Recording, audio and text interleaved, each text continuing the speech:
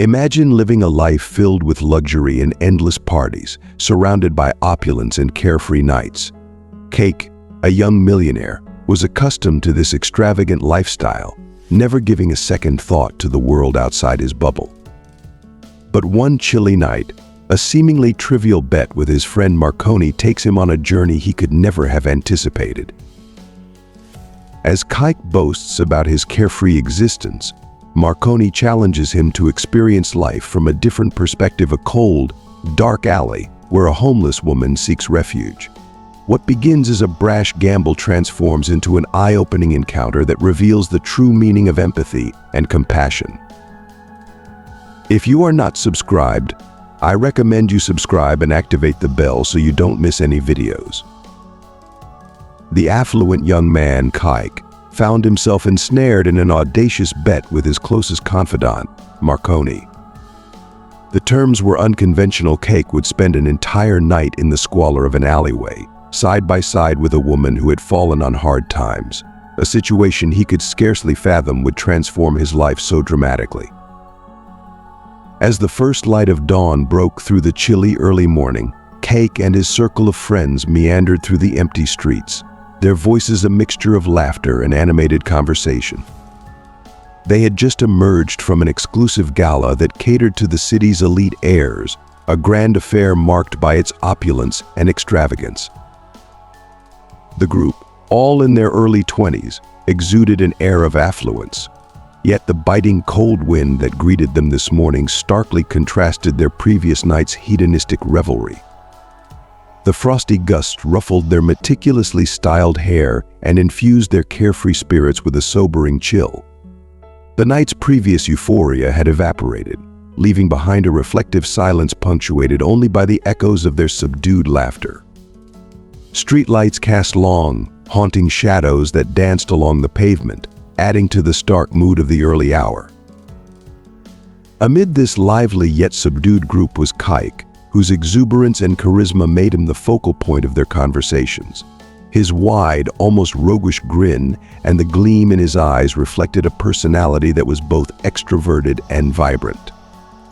Honestly, I can't wrap my head around why you chose to stay with that girl, Marconi, ever the voice of reason amidst the whirlwind of indulgence and extravagance that marked their privileged lives, struggled to articulate his disdain for the superficial charm and frivolousness that their world so proudly celebrated. He felt a profound disconnect from the vanity and excesses that seemed to define their social circles, opting instead to search for genuine depth and authenticity in his interactions and choices.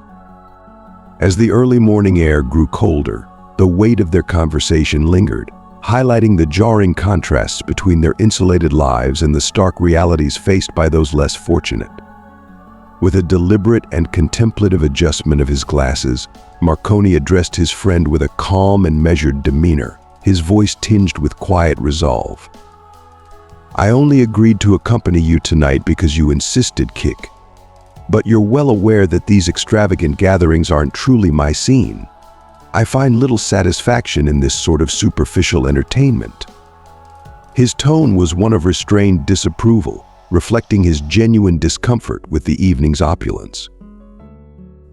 In sharp contrast, Cake radiated a boundless enthusiasm, his face alight with a broad, exuberant grin that spoke to his carefree attitude. "Oh, come on, Marconi, you've got to grab life by the horns and savor every moment. We only get one chance at it, so why not embrace it fully?" he urged, his voice brimming with unrestrained joy. His hearty pat on Marconi's back accompanied his infectious smile, an embodiment of his belief in living life on one's terms. Despite Cake's spirited optimism, Marconi's expression remained clouded with a blend of confusion and disappointment, struggling to reconcile his friend's hedonistic philosophy with his yearning for something more meaningful.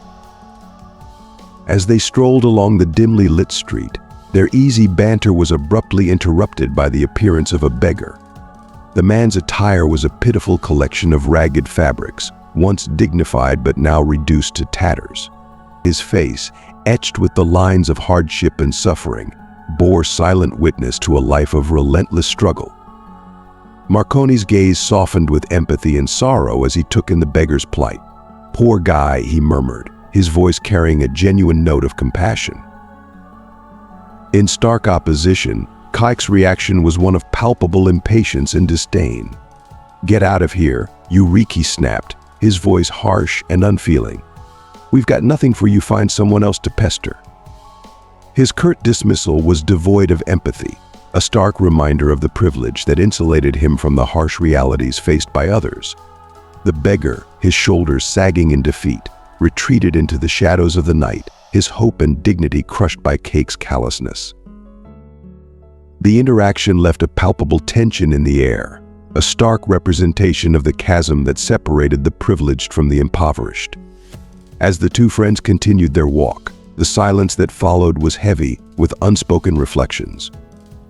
Marconi's thoughts lingered on the beggar's plight, while Cake's demeanor remained unfazed, his focus resolutely fixed on the pursuit of personal pleasure and indulgence. Marconi's internal struggle was evident in his furrowed brow and contemplative silence, while Cake remained oblivious to the deeper implications of their encounter. The disparity between their attitudes underscored the broader societal divide, a poignant reminder of the complex interplay between privilege, empathy, and the human condition. Marconi, deeply unsettled by his friend's lack of compassion, felt a surge of frustration and anger. He turned to Cake, his voice laced with a sense of profound disillusionment. "Look at yourself, Cake. You do nothing to aid anyone but yourself. Your selfishness is glaring, and you've never once extended a hand to help those in need," Marconi said, his words heavy with a deep sense of moral concern. "You can't seem to empathize with the struggles of others. You're too preoccupied with your pleasures and indulgences." Cake, taken aback by the intensity of Marconi's rebuke, stopped in his tracks. His face flushed with irritation as he glared at his friend, the jovial facade of the evening cracking under the weight of Marconi's pointed accusations. "Oh, really? Then tell me what you want me to do. Come on, I can handle anything, even if it means doing something for someone else." Cake's voice was tinged with mock enthusiasm as he continued to stroll through the bustling central streets of the city. The streetlights cast long, angular shadows, their flickering glow creating an almost theatrical play of light and darkness as the echo of their footsteps reverberated off the facades of towering buildings. The vibrant urban landscape was alive with activity, but the air between Cake and Marconi was thick with tension. Cake's existence as a millionaire heir was one of relentless indulgence and ephemeral pleasures. His days and nights were filled with lavish parties, excessive drinking, and a carefree disregard for the consequences of his actions. The adrenaline of his nocturnal escapades and the transient excitement of each social event were his driving forces. His friends, always ready to bask in the limelight of his charisma, laughed uproariously at his jokes and the often chaotic scenarios he concocted. Yet, amidst the revelry and jest, Marconi's demeanor remained resolute and somber, a stark contrast to the frivolity surrounding him. The other boys in the group, sensing an opportunity for amusement, prodded further with a chuckle. "Are you guys going to make a bet?" Their voices carried an undercurrent of playful anticipation, eager to see the outcome of this exchange. Marconi, still seething with frustration over Cake's apparent lack of empathy, decided to take a stand.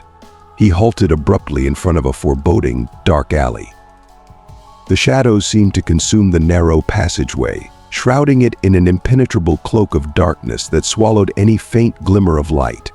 With a firm gesture, Marconi pointed to a frail, elderly woman huddled in a grimy corner. She was wrapped in a threadbare blanket, her frail body trembling against the cold of the night. "I want you to spend the night there, right next to that woman," Marconi declared, his voice heavy with a mix of resolve and exasperation. The challenge was not just a test of Cake's willingness to step out of his comfort zone, but a stark invitation to confront the harsh realities faced by those who lived on the fringes of society. As the two friends stood at the threshold of the alley, the contrast between Cake's opulent world and the stark reality before them was laid bare. forcing Kike to confront the implications of Marconi's challenge. Cake stared in disbelief at the dark alley before him, then turned his gaze back to Marconi, his expression a mix of shock and confusion. The seriousness of Marconi's challenge caught him off guard. He hadn't anticipated his friend would confront his arrogance so directly. The alley exuded a pungent stench of garbage, and the air was thick and oppressive, almost tangible in its heaviness. The grim atmosphere was palpable, and Cake's eyes fell upon the elderly woman lying on the cold, unforgiving ground. The woman was draped in a threadbare, tattered blanket, which did little to shield her from the biting chill of the early morning. Her gray hair was a tangled mess beneath a torn cap, and her frail figure seemed swallowed by the surrounding darkness. Cake's initial reaction was one of incredulity and revulsion. "What? Are you serious? I thought you were going to ask me to just give some money to someone," he retorted, his voice edged with disbelief and visible distaste. His face contorted into a grimace, his lips curled downward, and his nose crinkled as if he had just encountered an especially foul odor.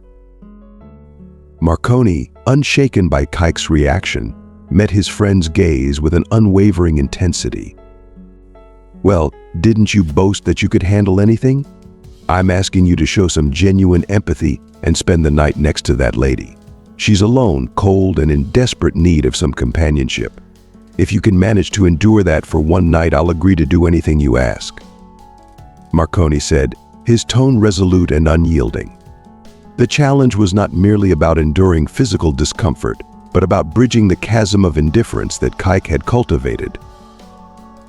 Cake's face reddened with irritation. He was not accustomed to being publicly challenged, especially in such a direct manner. The thought of spending a night in such dismal conditions, surrounded by the stark realities of poverty, was abhorrent to him. Yet the weight of Marconi's words and the seriousness of his demand forced Cake to confront his complacency and the depths of his insensitivity. The terms of the bet were unequivocally laid out. Cake had to endure a night in the grimy, desolate alleyway, in his current attire, and position himself right beside the homeless woman, remaining there for the entire duration of the night. The mere thought of lying down amidst the filth and stench was a visceral affront to his senses. The alley, cloaked in shadows and reeking of decay, was the epitome of a discomfort, a stark contrast to the luxury and comfort he was accustomed to.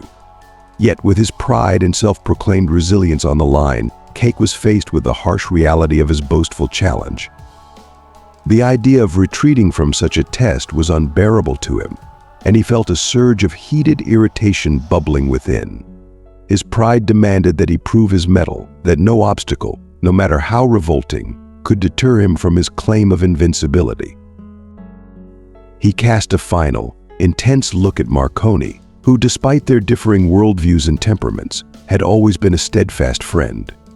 Marconi's serious demeanor and unflinching resolve only heightened Cike's internal conflict. Around them, the other boys watched with a mix of eager anticipation and barely concealed amusement. Their faces, illuminated by the cold glow of streetlights, reflected the thrill of the impending spectacle. They were waiting, almost breathless, to see if Cike would indeed carry through with his boastful declaration. "All right, I'll do it," Cike proclaimed, his voice ringing with a mix of defiance and resignation. The words reverberated off the cold, unyielding walls of the alley, echoing in the dark void as a testament to his unwillingness to back down. He spun on his heel, his movements abrupt, and headed toward the entrance of the alley with an air of stubborn resolve. Each step he took felt like a deliberate march into the heart of his discomfort. As Cike ventured further into the alley, the cold, fetid air slapped him with an almost tangible force. The stench of rotting refuse and moldy debris was overwhelming, seeping into his clothes and filling his nostrils with its nauseating potency. The alley, cloaked in an impenetrable darkness, seemed to swallow any trace of warmth or comfort, amplifying the grimness of his situation. His senses were assailed by the gritty reality of the alleyway, each step drawing him deeper into a nightmarish scenario that was worlds apart from his usual opulent surroundings. Meanwhile, his friend's laughter carried through the night, a cruel reminder of the absurdity and intensity of the situation. Their voices, tinged with mockery and amusement, echoed off the alley walls, each jibbing a reminder of Cake's apparent recklessness. He must have had too much to drink. "See you tomorrow, then." "Kike," they jeered, their laughter growing fainter as they walked away, leaving Kike to face the harsh, unrelenting environment of the alley alone. The juxtaposition of their departing banter with his solitary struggle cast a stark contrast, highlighting the isolation and discomfort he now faced in the dark, unforgiving reality of the alleyway. Marconi, however, made no move to leave. Instead, he planted himself firmly on the edge of the sidewalk, and with a voice that echoed across the deserted street, loudly declared that he would be checking to see if Kike would indeed remain there until morning. His words carried a mix of challenge and resolve, knowing full well the depth of Cake's pride. Marconi understood his friend's temperament and knew that the bet was more than just a test of endurance, it was a test of Kike's unwillingness to admit defeat. Marconi was confident that Kike's unyielding pride and stubborn nature would keep him from abandoning the challenge, no matter how uncomfortable or humiliating it became. As Kike ventured deeper into the alley, the atmosphere grew increasingly oppressive. Each step seemed to amplify the unbearable stench of rotting garbage and the putrid remnants of discarded food. The narrow passage, shrouded in an impenetrable darkness, felt like a trap closing in around him. The air was thick with a cloying heaviness that seemed to cling to his lungs, making each breath a laborious effort. The alley was a stark contrast to the world of opulence and comfort Cake was used to, and every inch of the grimy environment was a reminder of how far he had strayed from his usual surroundings. When Kike finally reached the end of the alley, his eyes fell upon the homeless woman huddled in a corner. The sight of her lying on the cold, hard ground, wrapped in a threadbare blanket, was a jarring contrast to the plush surroundings he was accustomed to. Her tattered clothing and the frail, shivering form she presented seemed to magnify the stark disparity between their lives. A shiver ran down Kike's spine, not just from the chill of the night, but from the profound discomfort of the situation. He carefully lowered himself to the ground, trying to minimize contact with the filthy, damp surface that seemed to exude a pervasive cold. His face contorted in a grimace as he fought to suppress his revulsion at the unsanitary conditions and the overpowering stench. The cold seeped through his clothes and clung to his skin, causing involuntary shivers to course through his body. His discomfort was palpable, and he struggled to find a position that would alleviate some of the harshness of the concrete beneath him. As he settled next to the homeless woman, his mind was a whirl of frustration and self-pity. The minutes stretched into an eternity as he grappled with the reality of his predicament. The stench of garbage and the sight of the woman, so vulnerable and abandoned, made the situation feel even more unbearable. He couldn't help but mutter to himself in irritation, "What a jerk, Marconi. Making me sleep next to a homeless woman like this. I could be doing so much more anything but sitting here with a beggar." The cold air seemed to pierce through his very bones, and every breath he took was laden with the oppressive odor of decay. The night felt interminable, a ceaseless parade of discomfort and frustration, as Kike sat alone in the dimly lit alley, starkly aware of the isolation and hardship surrounding him. The challenge, meant to test his resolve, now felt like an unending ordeal, each moment stretching out with agonizing slowness as he awaited the dawn. Swathed in an opulent, fur-lined coat that had cost a small fortune, he found himself inadequately shielded against the relentless bite of the cold. The sumptuous fabric, designed to provide warmth and comfort, seemed to fail in the face of the piercing chill that seeped through every layer of his clothing, penetrating to his very core.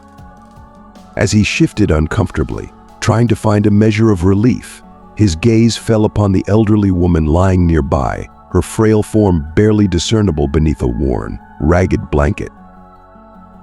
The sight of her, so still and vulnerable, occasionally racked by involuntary shivers, was a striking contrast to his insulated predicament. Each tremor of her emaciated body was a poignant reminder of her plight, a stark reminder of the harsh reality she faced. His heart felt a profound ache, a deep and unsettling empathy that gnawed at him, stirring a sense of helplessness as he observed the dire situation unfolding before him. What could have brought her to such a wretched state, he mused, pulling his coat even tighter around himself in a desperate attempt to ward off the cold. The contrast between his privileged comfort and her apparent suffering was jarring, instilling in him a sense of guilt and unease that was difficult to shake off. It was bewildering to him how someone's life could descend into such depths of despair, and this realization cast a shadow over his circumstances, leaving him with a profound sense of shame. The young man, whose senses were dulled by intoxication, eventually drifted into an uneasy sleep, the silence of the alley only intermittently broken by the distant rumble of traffic and the muffled noises of a city that seemed indifferent to their plight.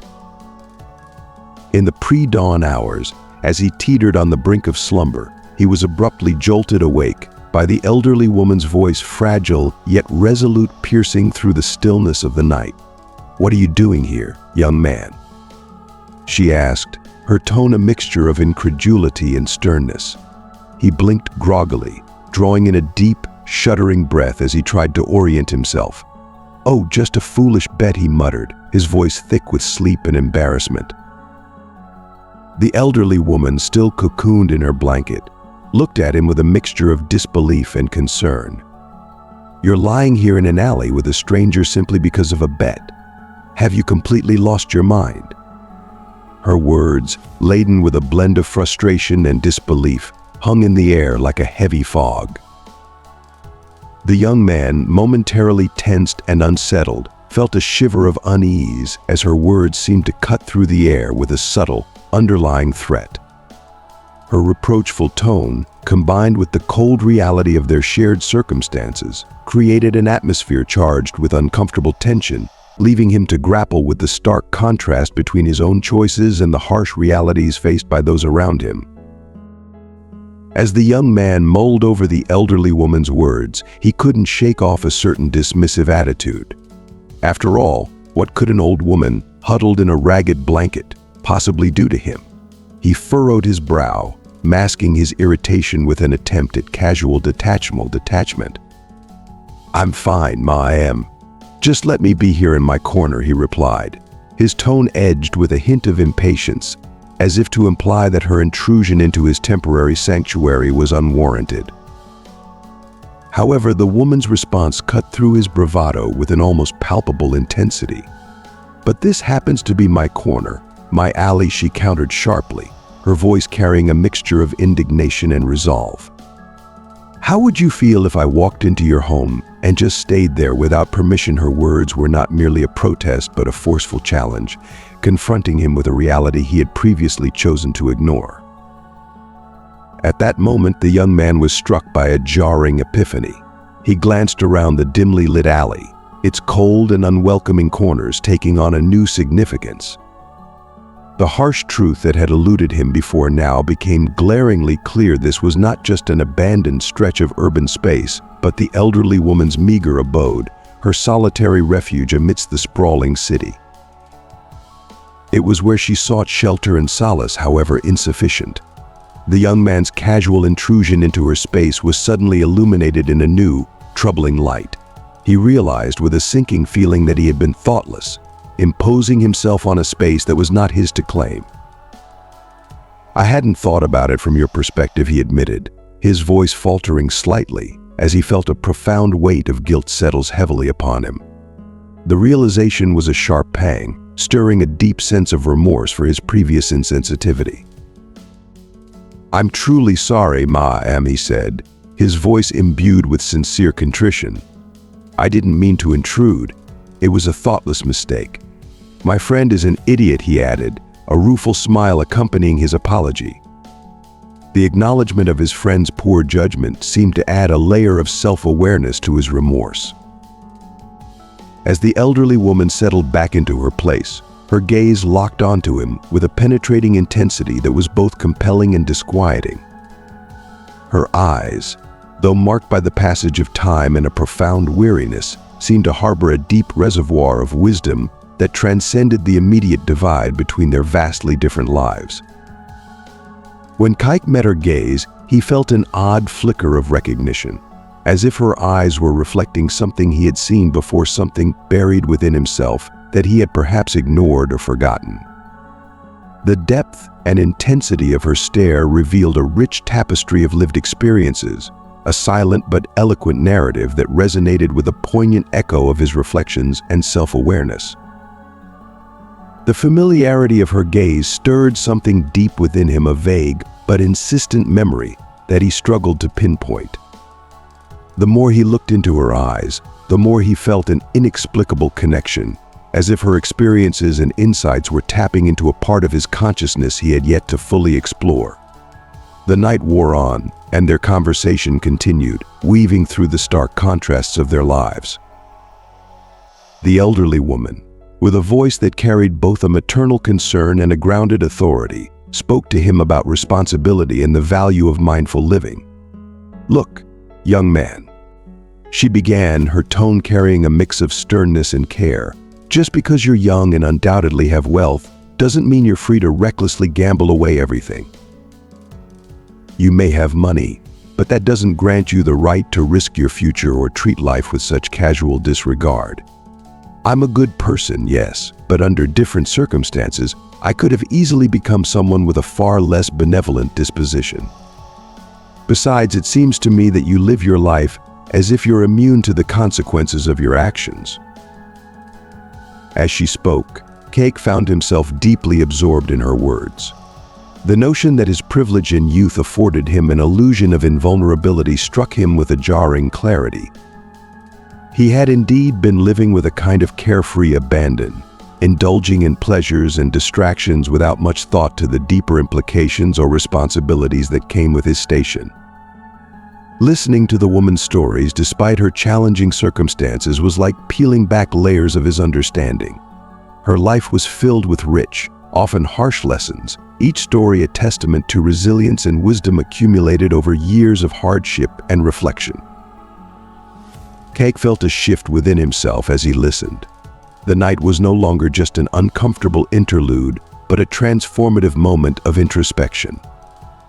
The woman's narrative, colored by both her struggles and her insights, became a mirror reflecting his own choices and the path he had been following.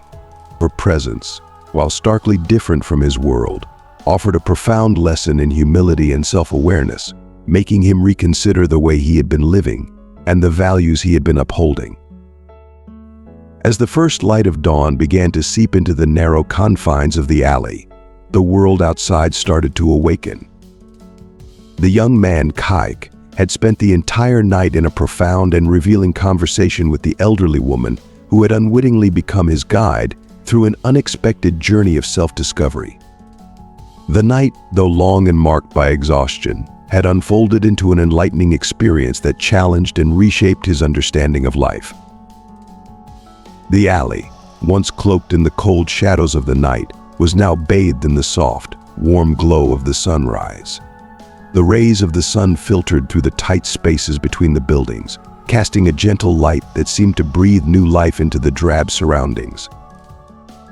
Cake, feeling the cool morning air against his face, stood up slowly, his movements reflecting the weight of the night's revelations. He turned to look at the elderly woman, who remained nestled in her blanket, her face illuminated by the morning light. Her eyes, despite their weariness, held a spark of wisdom that seemed to shine even brighter in the daylight.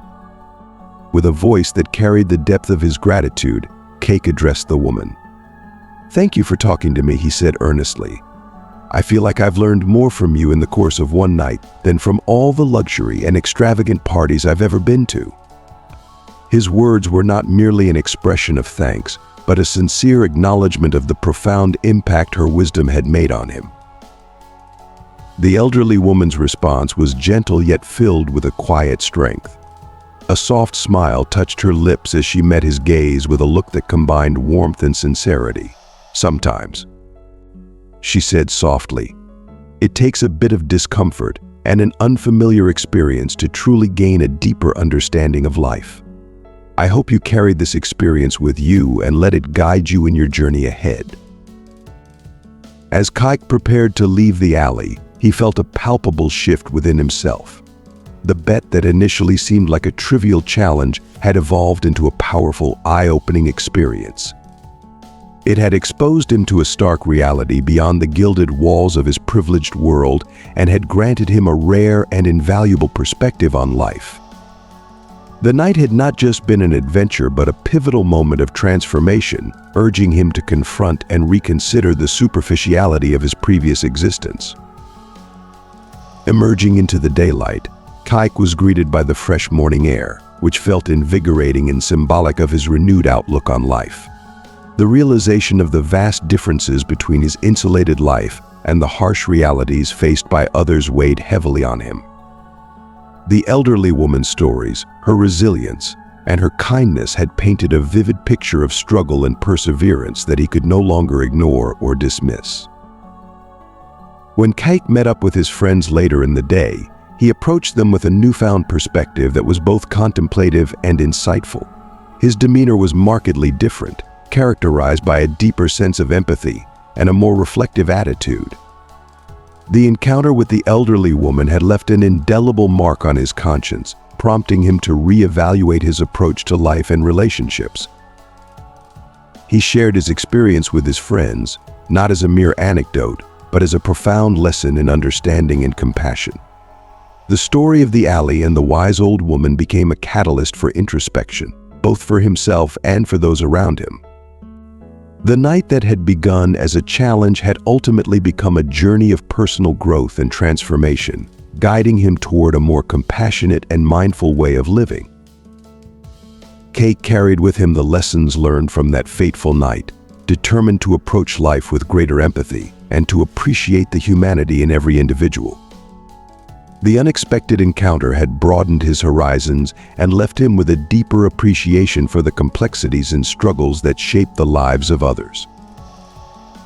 As we come to the end of this insightful journey, it's clear that our experiences and perspectives can shape the way we interact with the world around us. From the lavish extravagance of a high society gathering to the stark reality faced by those less fortunate, we've explored the contrasts that highlight both the beauty and the harsh truths of life. Reflecting on the night's events and the interactions between Kike and Marconi, we are reminded of the importance of empathy and understanding in our daily lives. The story of the elderly woman and the beggar serves as a powerful lesson on the value of genuine connections and the impact of our actions on others.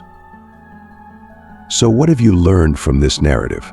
What insights or reflections have resonated with you? I encourage you to share one thing you've learned and how you plan to apply it in your own life in the comments section below. Your reflections can help foster meaningful dialogue and inspire others to think deeply about their interactions and choices. If you found this video thought-provoking, please leave your comment below and don't forget to like, share, and subscribe to our YouTube channel. Your support helps us continue to create content that encourages reflection and growth. Thank you for watching, and we look forward to sharing more with you soon.